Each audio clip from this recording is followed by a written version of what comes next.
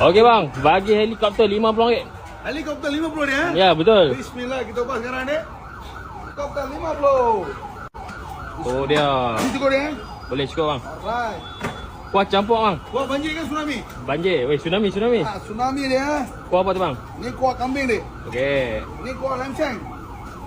Kuah ikan dia. Kuah berapi kita ha. Helikopter. Kuah kicap boleh ha? Boleh. Kuah madu boleh dia? Boleh. Alright. Ni kuah ayam dia dek.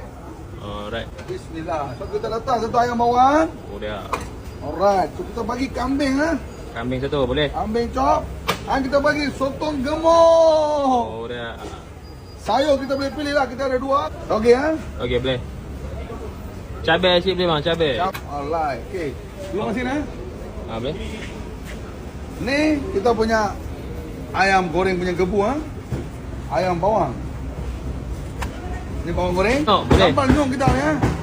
Alright. Sambal nyong kita lain dari lain.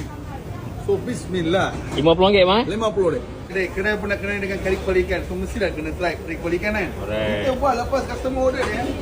Sak ni berapa bang? Yang ni just RM55 saja. Kari kepala ikan.